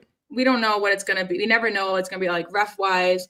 We never know what it's going to be like, you know, in terms of, again, just the depth just speaks to it all. Because moving forward, he has enough weapons that play similarly but different enough that you can utilize them and when you need them in different teams, different matchups. Tonight, the last 2 games, Sass worked. This game, Jenkins worked. Tomorrow, I'm expecting Jenkins, but Sass might come in first again. Who knows? But again, it just because we have found ourselves in foul trouble a lot last season with the Knicks in the playoffs too. And they're just good they have a lot of guys, a lot of good vets on there that are good at drawing those and crafty with it. So at least we know, again, it's just so nice to be like, oh, well, like when Cade got into foul trouble and Jenkins came in and we would just be like, well, now it's just Jenkins time. It's fine. Right. Exactly. We lost our best player, but it's fine because this two-way who's just shown a crazy amount of talent. Yeah. And we talked about it. Just Cade, I don't like Cade playing more than 35 minutes a game. Yeah. I have no problem, whether it's Sass in his night or Daniss, whoever, or however you want to split that up, maybe take some from CAVS, whatever you want to do. As long as you can keep Cade at that mark at 35 a game, certain games, you know, the game slows down, playoffs, play more minutes. Okay, fine. But to get there, I don't want him playing that many minutes before we even get to the playoffs or approach the playoffs. So for me, it's like having guys like Tank, having guys like Sass that can allow Cade to not only play off ball and make the game easier, but also sit for extended periods of time. Right. It's so important. That's like even at the end there, you know, even if he has to come in for a couple of minutes to inbound the ball, I'd rather that than him be the one. Because without Daniss there, like he would be the one that we rely on to get those free throws. Like he's our fourth quarter guy. Right. But he didn't have to be. We was put in charge of to give us a bigger strength in a different area of like space, inbounding and defense. Yeah. There's not a lot of guys on this team who I would want shooting late game free throws ahead of him. It's kind of crazy because, again, tonight we got 100%, but like that's the whole thing of like if it wasn't Jenkins and Cade wasn't inbounding, that's either him or who's it going to be? Ausar, who's up and down? That's a great question. Up and down. Who are you comfortable with where you're just like, all right, they got it. Yeah, exactly. It's basically Cade and Jenkins right now. You know, it's basically those two. And I would say Sass. I would. And maybe Duncan. Tobias maybe here and there. Yeah, at times. But were you just totally confident, like based on who was in today, it's those two guys, and they had to get it into. They relied on Jenkins to get it in, and I'm so proud of him for making 4 clutch free throws because I was feeling the pressure. I was watching like this. I was like, yeah, he got these. Yeah, I know. I was like, game's over. I knew it was wraps. Yeah. Nah, man. He wants those situations to prove who he is. Yeah. And like he's not afraid at all. So that was great to see that. Let's get our boy Damo Davi in here. What's going on, bro? We appreciate you. Hope you saw the your shout out early in the show. We broke down the we'll put all the foundations. We'll throw it up stay tuned for sure. Damo, appreciate you, bro. He says, good dub. Didn't like letting Cleveland back in the game. Please BTA the Knicks tomorrow. They be running their mouth like their organization has a history of winning championships. Brunson flops incoming. Bro, they haven't won since like 1973. Like pipe down, fans. Pipe down, y'all. Y'all ain't won like 50 years. Stop it. But yeah, this was a good win. I'm like the runs I kind of like bake into games because there's gonna be runs, you know, back we had a run in the second quarter. They had their run late in the game. They're a good team. So it's like I'm not surprised that they made a run. You know, I would have liked to not have seen it the way it happened, but it was a little bit like, but you know, Donovan Mitchell, man, he's tops in the league in scoring in the fourth quarter with Cade right behind him. So I had a feeling that was going to come. As far as in this game, I think we're going to win that game tomorrow. I do. I think the Pistons, even though it's a back-to-back, we got to travel back home. I think they'll kind of summon the energy. Right. They'll kind of summon the energy they need to go ahead and get that game. They're going to be definitely up for it for sure. So I appreciate you, Dom. Any thoughts on that, boss? Yeah, I just agree, and I hope that it's and I think I do think it'll be a close game like it was today with the Cavs with the Knicks. They're just we're the top teams in the East, guys. Like, so it's going to be close, but I don't think a blowout would be nice, but it's unlikely just with their talent and with our talent. I mean, we saw even the playoffs last year, like 6-point difference through all the games. We just play each other closely, but I do think while I think a loss tonight would have motivated them to go hard tomorrow to not make a huge, I think a win tonight, especially just some of our guys like Jaden getting confidence a little later, AT with the tip in and screaming at everyone's face, like some of the Stewart, like some of the confidence in these guys and Jenkins, like is going to carry over to tomorrow for sure. And you know that they want this, like, and we had a guy commenting like, the Knicks don't see us as competition or we're not rivals. Okay, that's fine because, it's kind of a new thing, but we did, this is a matchup. This is last year's playoff matchup. So it's going to be exciting no matter what. And the Knicks they just lost to the Sixers. They're going to be coming in hungry for a win. I think they lost 3 straight, right? Was it 3? I think it was 2. 2 straight.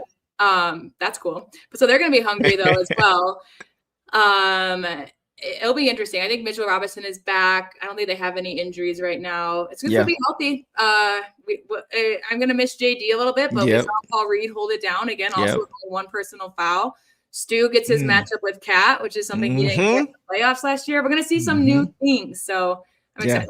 Let's get to some of these comments. Heisenberg says, Dominic replying to Damodavi says, I can already feel myself getting mad, having visions of Brunson's flop. That's getting silly whistles tomorrow. Yeah, unfortunately, that's probably going to happen, man, regardless of who's guarding him. But it's kind of nice because, we got rid of THJ, we got rid of Schroeder, but they haven't seen Javonte. Right. They haven't seen, Ron Holland has stepped up. So, like, if Ausar was the one that Brunson would get. So, if Ausar gets into foul trouble again, no worries, we got Ron.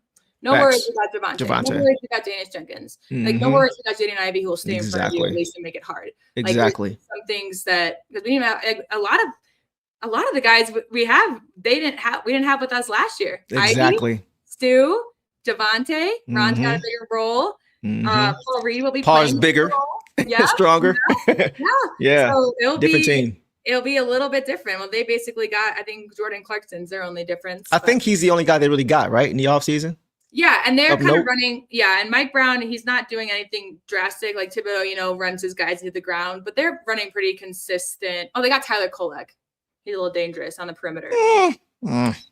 He can shoot. Dude. Give me Sass and DJ. Yeah, exactly. True, exactly. You know what I'm saying? I ain't worried. It'll be fun. It'll be fun for sure. Clifton says, "Can we acknowledge how good Mitchell? Yeah, he's elite, bro. Donovan Mitchell is elite. I do want to also say, with our wins and their 3-loss win streak, that because I was a little bit nervous that tomorrow might determine who's in first. If we lose tomorrow, we're still first place in the East. Oh, no question. No question. By like 2 games. Yeah. So it's not even like it's a pressure game. It's more so like a revenge game. Kind of like how tonight was a revenge game. It's the first time we're going to see them, and we're going to see them 3 more times for the end of the year because they're an East Coast team, and we haven't seen them yet.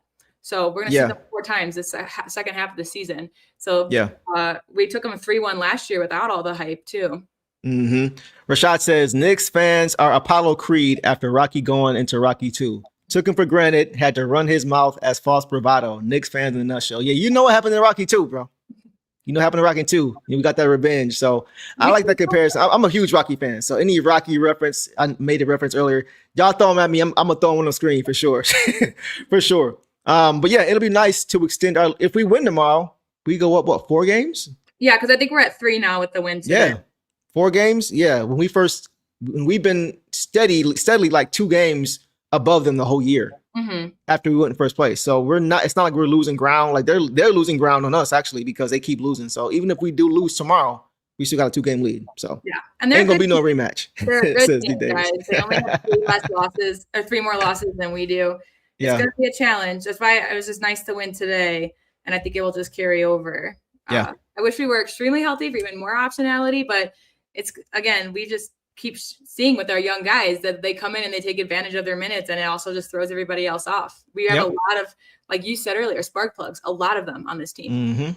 100%. It's hard to scout that a lot when you got that many guys who can come in and do anything on any given night. So yeah.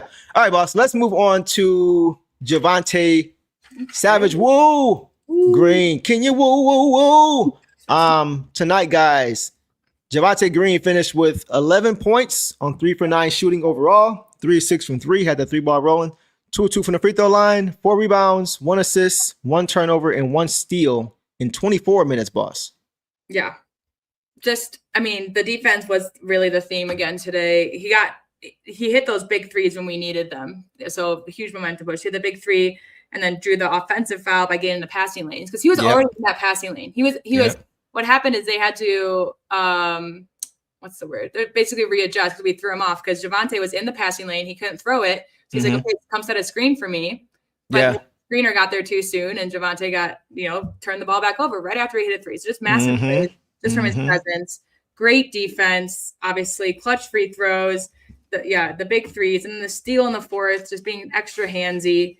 Just all the things, again, like, you see him play 24 minutes, you might look at the stat line and be like, oh, that's it. But like it's obviously just because he is just such a good defender out there. He also only had one personal foul, and I remember that foul was a little early on. It was also a little bit like, I think that's either a ticky-tacky one or the one where he stopped someone for going up for a dunk. Like, it was a good foul. Yeah, I remember that one. Yeah, smart foul. I think that was him. So, I love Javonte Green, man. I'm with Heisenberg. I love this dude, man. Our consistent player. That's what Kelser said last game. Or he said, I love B-ball Paul, but I love Javonte Green. And I'm waiting on Chris Morris to come through and say, Mr. What you need, coach? Yeah. There he is. You got him. He got it right at the same time. Here we go. Here we go. Yes, sir. Hey, I'm on you, bro. I'm on you. We pay attention over here. You know what I'm saying? I got you. Yeah, boss. Like, what I saw from him was a lot of what we always see. Like him and Ron Holland, I feel like it's the same post-game like reaction. It's like it's the same thing. They play through who they are. That's why I call them the grit bulls. Right? Lindsey Hunter and Mike James are the pit bulls. Yeah. And Ron Holland and Javonte Green are the grit bulls for sure. You mentioned a lot of stuff I was going to hit on, boss, but great defense on the perimeter, drawing offensive fouls. And he was Mr. 3-and-D tonight. Mr. What you need tonight was just being heady and making plays on the defensive end and knocking down shots when they were there.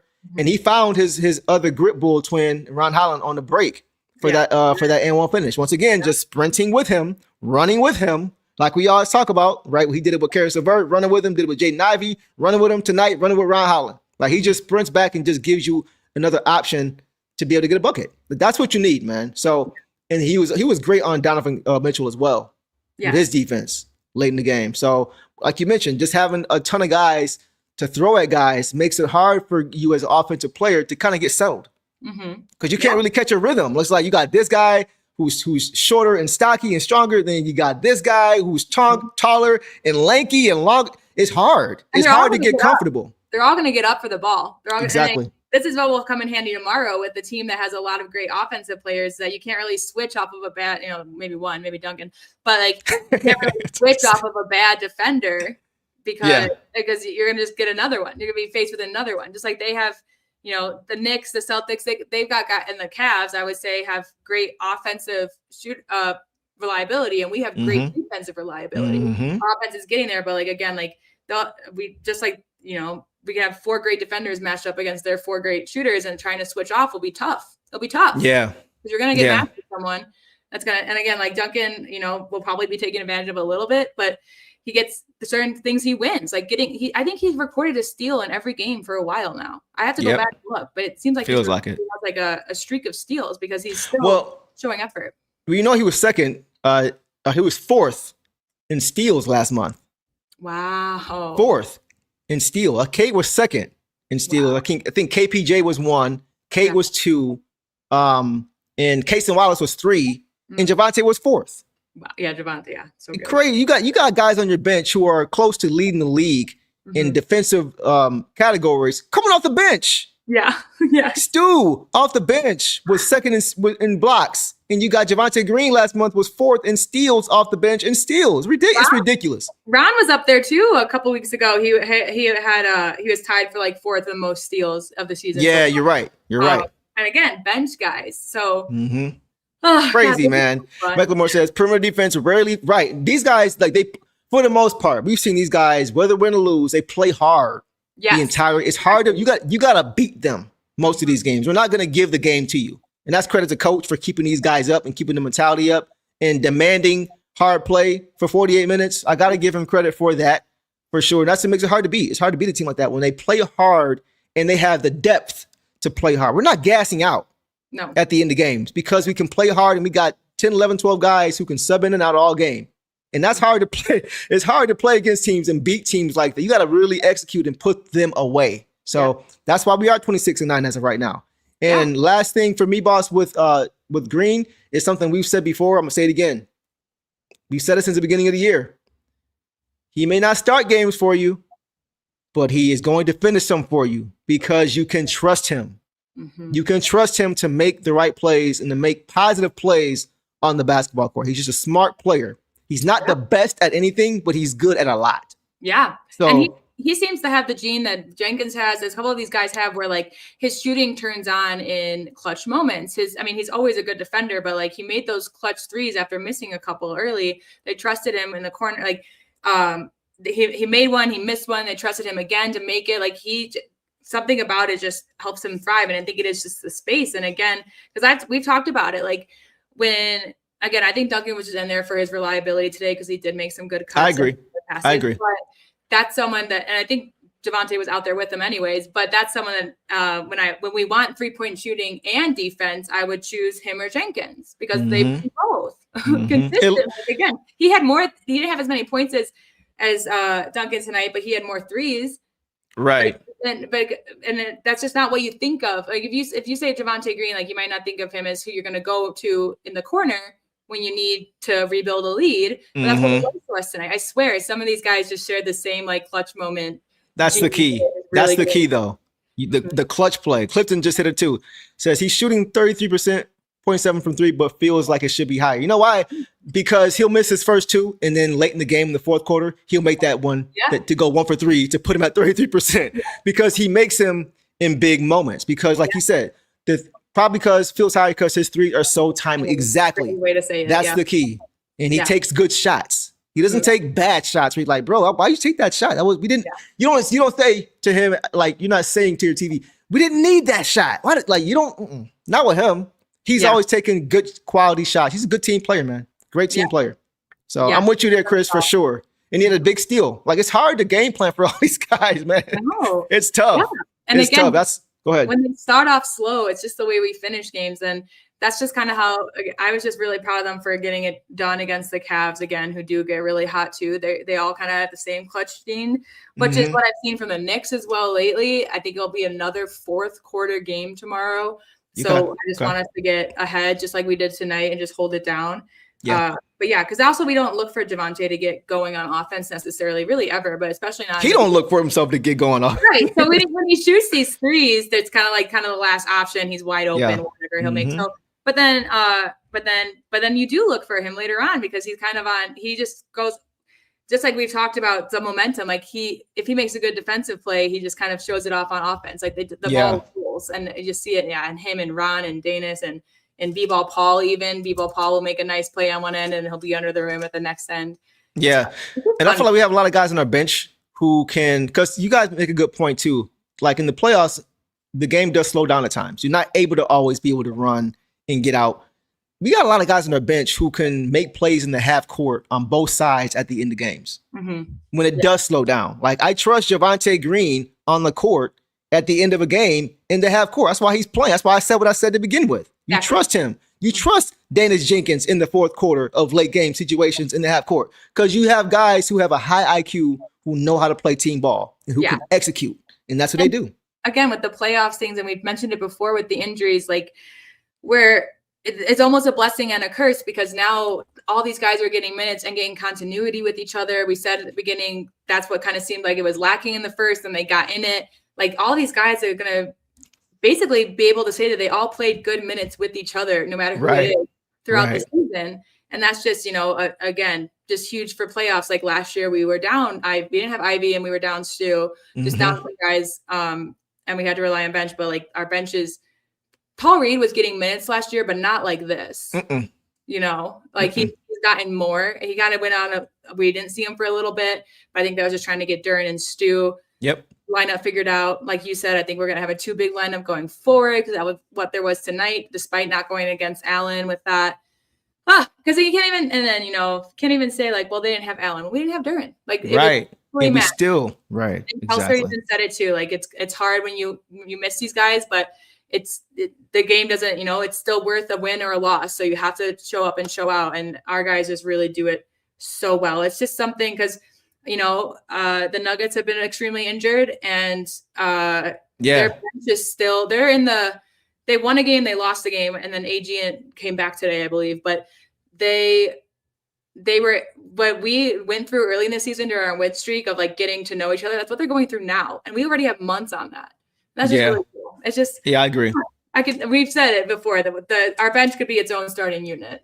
Facts. And that's why we had that 13-game winning streak when we had guys out, because we have a talent all up and down the roster. Michael Moore says he attacks the rim hard too. We'll put it on your head. Yeah, ask Derek White about that when he got posterized for sure. Clifton said he looked like he grew up scrapping. he fold you up for sure. Like he definitely would be your bully. Like they asked Cade post game when Javonte was standing right there. He was like, "Hey, is he your bully?" He was like, "Nah, he's a guy right here. Right? He's a bodyguard. Yeah, for sure." So it's good to have those guys, but he can also hoop too. He ain't just an enforcer. Like and he's smart. We've talked about it. I was just about to say that. Yeah, 100%.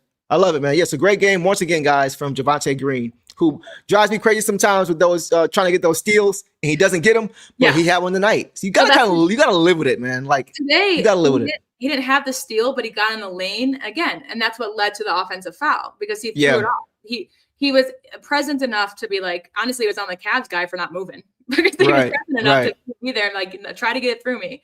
And then his one turnover was just that bad where he threw it. We had just gotten it, and then we turned it. Yeah, he didn't see him behind him. He did get a steal, though. He did get a steal.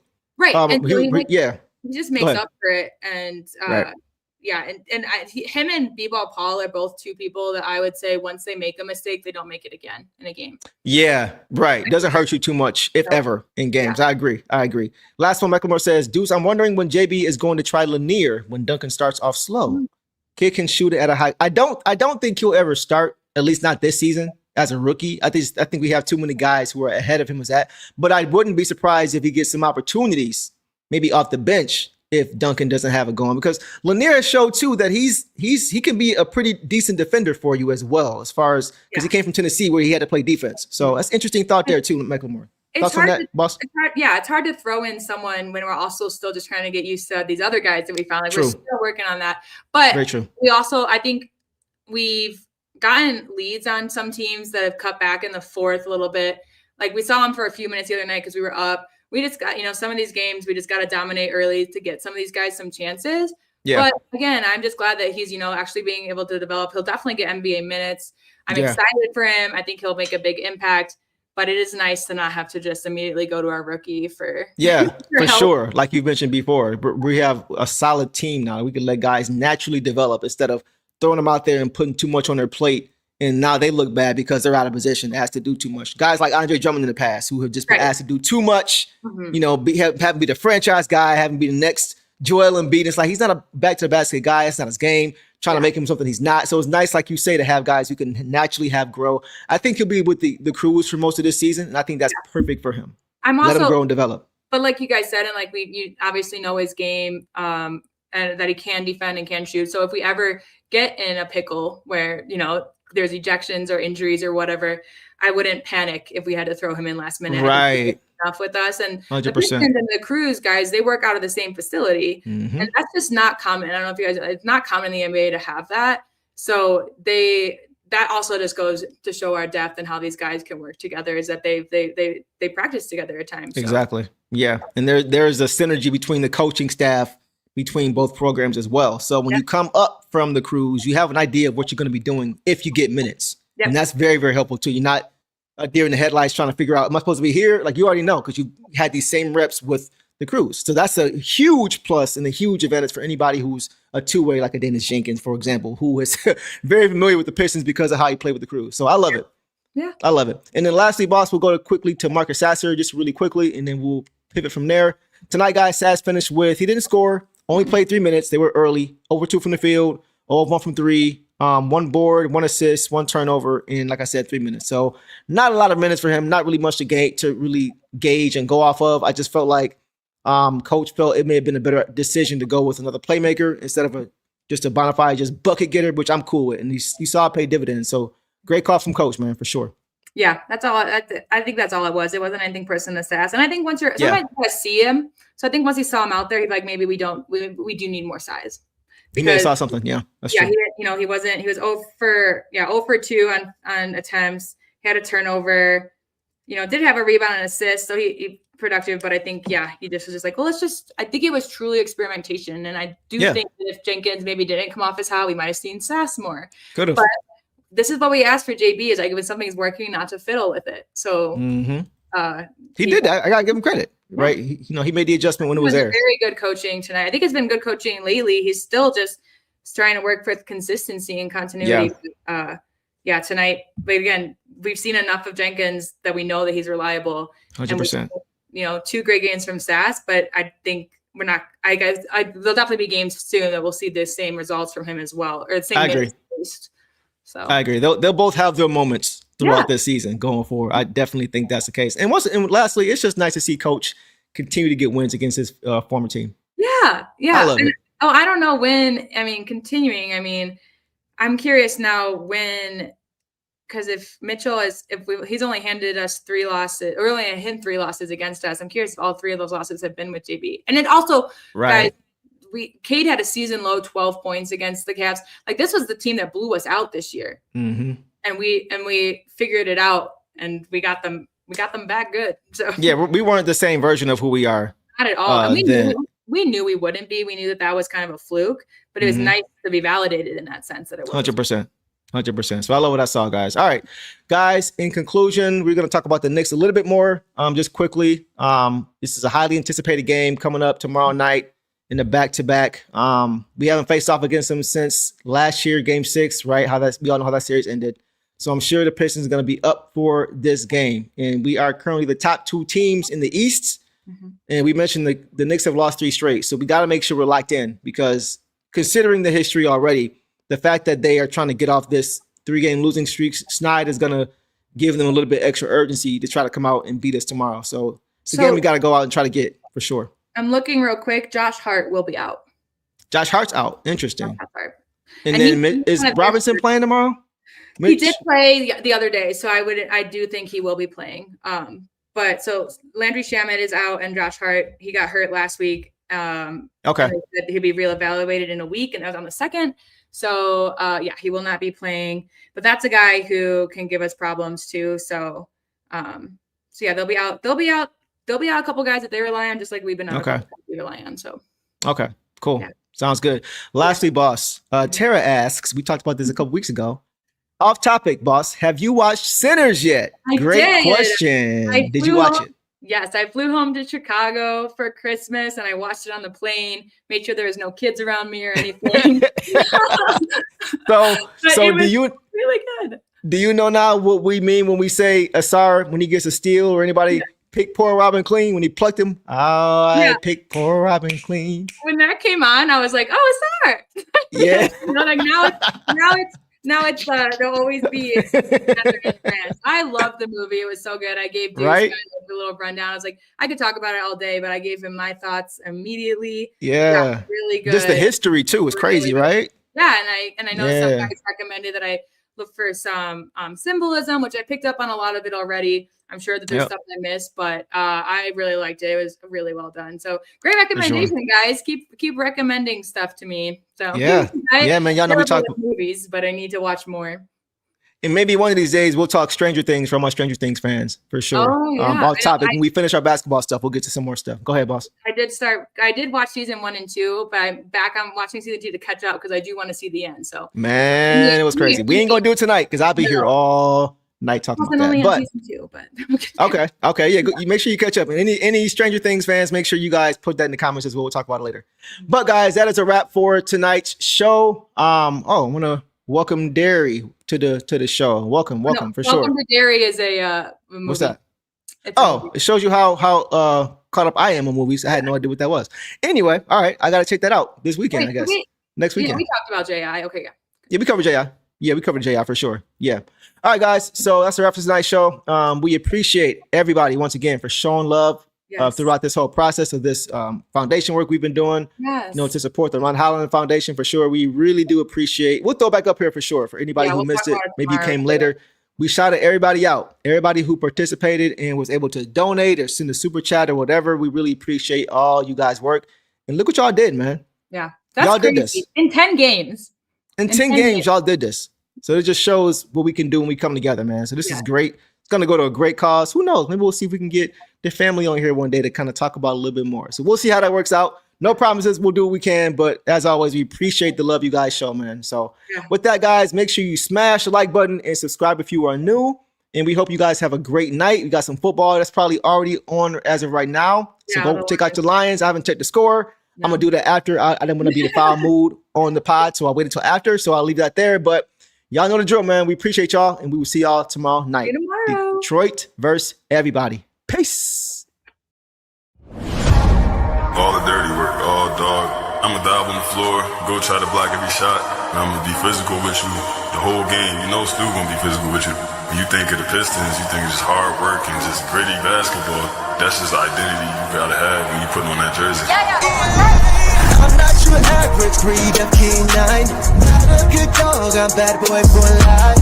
I set the tone, don't care about no tick. Let it be known, I get my respect. Come in the lane and see I don't bluff. If you retaliate, that's on ya. Talking pundits, I hear you're ashamed. Talking that shop, you must want this way. If the dog palm, mess around, find out, If the dog palm, mess around, find out,